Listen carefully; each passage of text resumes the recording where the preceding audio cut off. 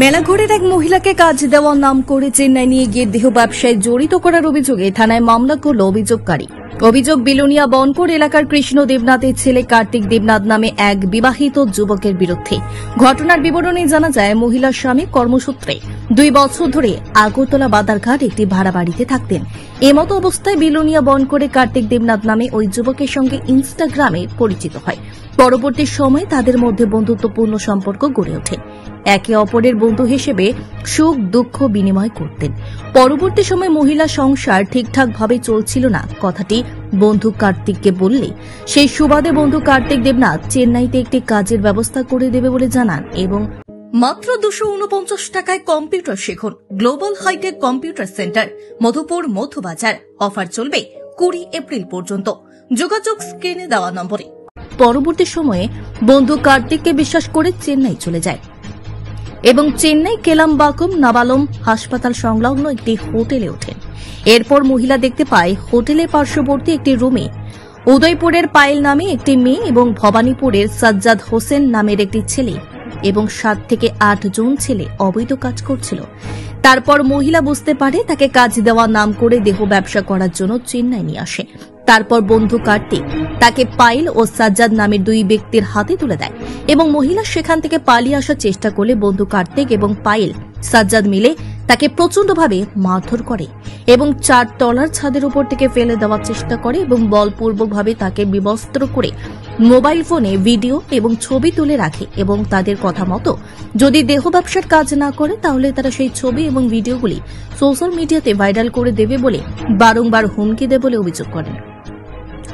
পরবর্তী সময় মহিলার মাস্তুতো ভাই রাকেশকে ফোন করে ঘটনা খুলে বলেন। এরপর ভাই রাকেশ তাকে ফিরে আসার টিকিট কেটে দেয় এবং মহিলা কোনোভাবে প্রাণ বাঁচিয়ে নিজ বাড়িতে ফিরে আসে। কিন্তু বাড়ি ফিরে আসার পরেও বন্ধু কার্তিক ফোন করে চাপ ও হুমকি দেয় পুনরায় চেন্নাই ফিরে যাওয়ার জন্য এবং কোনোভাবে যেন পুলিশ প্রশাসনের সহায়তা না নেয়।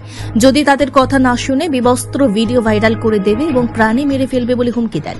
তাই আজ কার্তিক দেবনাথ, পায়েল এবং সাজ্জাদের বিরুদ্ধে মেলাঘর থানায় একটি লিখিত অভিযোগ করেন মহিলা। এই বিষয়ে হিন্দু জাগরণ মঞ্চের সদস্য অরুণ হালদার জানান, কার্তিক দেবনাথ, সাজ্জাদ এবং পায়েলের দ্বারা বহু স্বামীহারা বিবাহিত মহিলা এবং বহু নাবালিকা মেয়েকে ওই জায়গাতে নিয়ে এই ধরনের ব্যবসাতে লাগিয়েছেন এবং প্রশাসনের কাছে আবেদন রাখেন অতি তাড়াতাড়ি তাদেরকে চিহ্নিত করে চেন্নাই থেকে ত্রিপুরা এনে উপযুক্ত শাস্তির ব্যবস্থা গ্রহণ করার। আমি একটা ছেলের সাথে সম্পর্কে আসছিলাম, নাম আসছিল কার্তিক। আমার সাথে কুমারঘাট আসছিল, একটু জোরে বল। আমার সাথে কুমারঘাট আসছিল।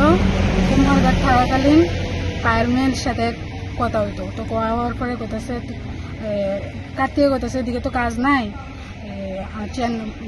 চেন্নাই যাবো আমি। তো পায়েলে কোথাছে ও ঠিক আছে তোরা আয়া পর, আমি চেন বন্ধক দিয়া তোরা লইয়া যাবো।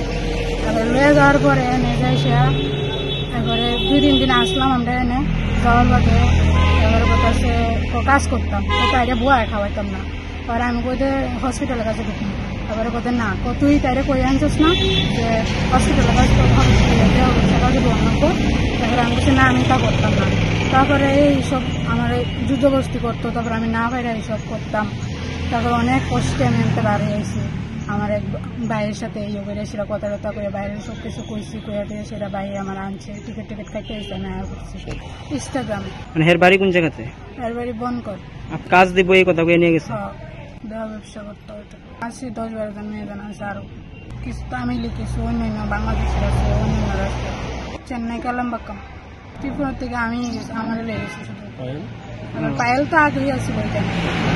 আমি যেতে আসি আমার যত যে এরকম হয়েছে এটার একটা সাজা হোক। কার্তিক, পায়েল, সাজ্জাদ। কার্তিকের বাড়ি হয়েছে বিলোনিয়া বনকর, সাজ্জাদের বাড়ি হয়েছে ভবানীপুর, পায়েলের বাড়ি হয়েছে উদয়পুর। আপনি কি খুঁজছেন বিশুদ্ধ পানীয় জল? তাহলে আজই বেছে নিতে হবে অত্যাধুনিক প্রযুক্তি ও পরীক্ষা নিরীক্ষার মাধ্যমে প্রস্তুতকারী পানীয় জল একমি। বিশুদ্ধ জলে সুস্থ জীবনের মূল চাকাঠি। Acme packaged drinking water. Bureau report, news Tripura 24।